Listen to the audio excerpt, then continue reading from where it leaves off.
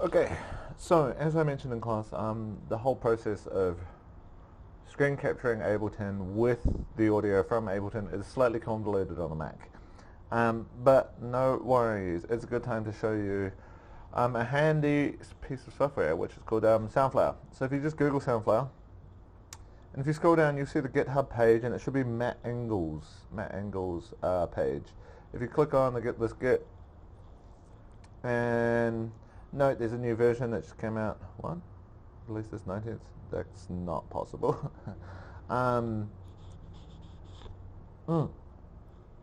If you scroll down, and here's the DMG. So just download this DMG. Once it's finished downloading, we need to install it.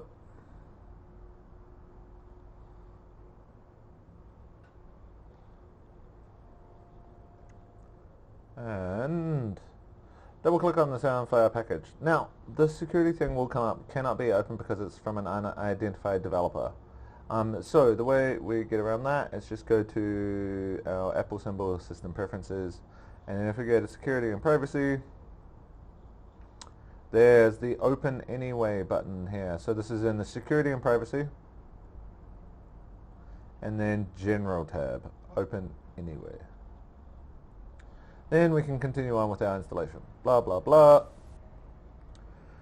Then, once we have finished install, if we click on the little headphones here, we'll see that there's two new sound cards here. There's Soundflower 2 channel and the Soundflower 64 channel. So these are virtual audio cables that we can route audio between programs. So say if you wanted, Ableton to be routed into Pro Tools or Ableton to be routed into Discord, we can utilize these channels here. So either 2 channel, just left and right, being sent virtually over to another program, or 64 channels. So if you had a really complex, you want to individually send tracks within Ableton to, say, Pro Tools and record them individually, you could do so. So great. So the way we utilize this though is we have to, we need to utilize another feature inside of inside of Mac, which is if we go to our applications and we go to utilities, it's this airport MIDI setup. Audio MIDI setup. So let's click on this. And this will list all of our current devices, audio devices inside on our computer. So the external mic, external headphones, MacBook microphone, MacBook speakers. There goes our 2 virtual Soundflower audio cables, and then there's other Zoom audio, blah blah blah. You might not have those, that's fine. So what we're going to do is we're going to merge this external headphones and the 2 channel together as one device. So we're kind of going to make a virtual sound card. And the way we do this is by hitting the little plus symbol here and create an aggregate driver. So, like I said, this is making like a virtual sound card. We can actually kind of merge all of these together and it'll show up as one device, which, if we look at the inputs here, 1, 2, 4, 64, so that'd be 68, 72, 74 input. If we turned all of these on, we'd have a 74 input device and then a 74 output. So it's this big sound card. So it's a really good thing. So especially if you've got 2 small cards, but you want them both to go into a program. Most programs don't allow you to choose 2 sound cards. So what you can do on Mac is merge those 2 sound cards into this one virtual sound card, which will have, so if you say have 2 of those Focusrite 2 channels external sound cards, you could plug both of those in and say, hey, can you merge those together into a 4 input virtual sound card? So that's what we're going to do here, but the 2 we're going to merge together is the external headphones and the 2 channel Soundflower. Now, be wary of how you click these when you're trying to merge them together. Whatever you click first is what will be first in the inputs outputs. So my external headphones has 2 outputs. So if I go click, now the 2 outputs will be 1 and 2. And now when I click Soundflower, because it has 2 outputs, this one will now be 3 and 4. So just be wary of the order you click it. If I clicked it the other way, so I did Soundflower first, now Soundflower on this virtual sound card would be 1 and 2, and then the speakers, headphones, once I turn those on, that would be 3 and 4.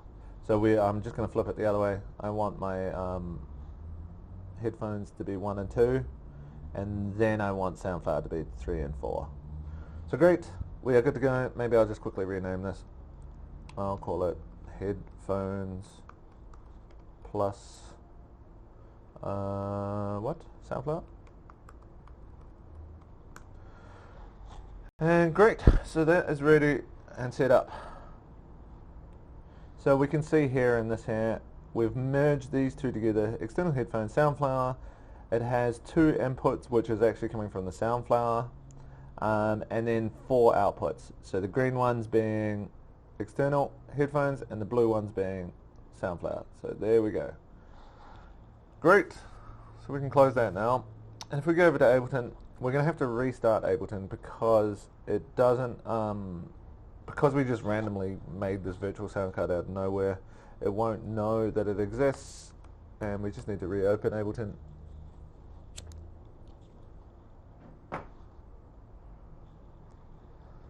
Great, and let's open up my set. So if we go into live preferences now, we should see under our output devices our new sound card. There it is there, headphones plus Soundflower. So I'm going to click on that. And the easiest way to kind of remember what's going on here is to click on the output config. So, this wasn't here before, and that might not have been there before as well. Sorry, I did this before and had to restart the video. So, might as well, I'm going to turn on this 3 and 4. And note now 1 and 2 and 3 and 4 are on. And I'll just name these. So headphones, just so I remember inside of Ableton which one's which, and this one's going to be Soundflower. Great, now I can push OK. And what we want to look at here is our inputs and outputs on the channels. So if you can't see this, it's this little I/O button here. I/O, ins and outs.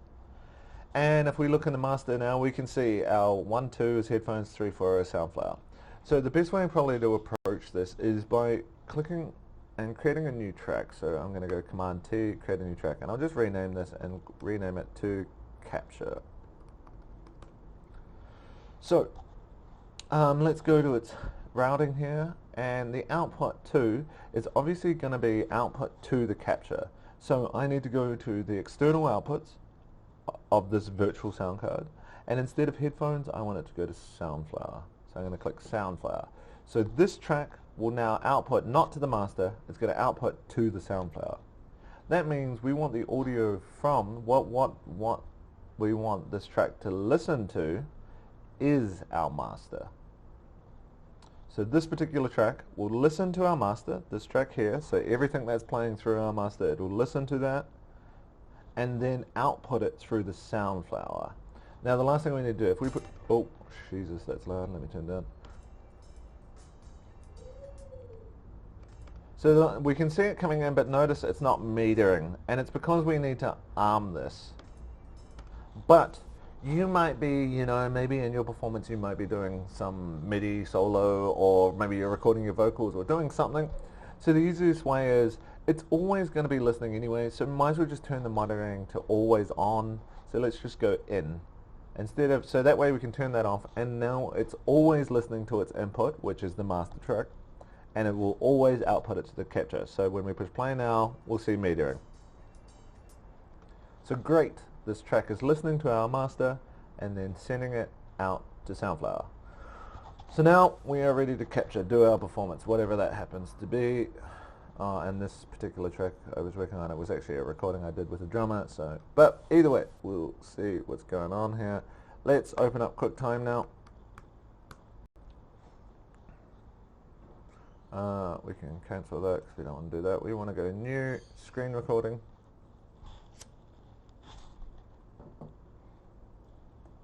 And just in the options here, this is where we need to make sure that we choose the right thing. So we're going to choose Soundflower. Soundflower is our input for this video capture. So click it. Do we need to check anything else here? No. No. So great.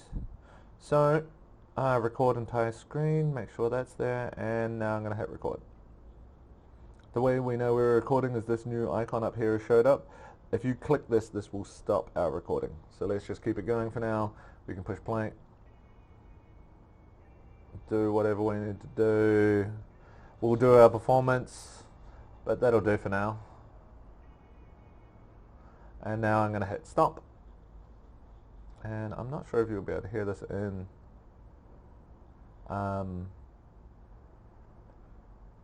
the video capture that I'm doing now. Hey, I don't even hear. Oh no, there it goes. So the audio just started in this video for me. So there goes the video that I need to post. So I'm just going to go save it as whatever you need to save it as, test capture or whatever you're doing. And that's the video you will now upload. So we can quit QuickTime now. And we're ready to go.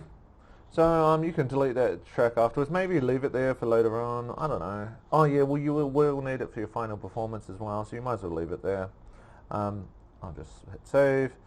So hopefully that all makes sense. Email me or we'll talk in class if you have any issues. Talk soon.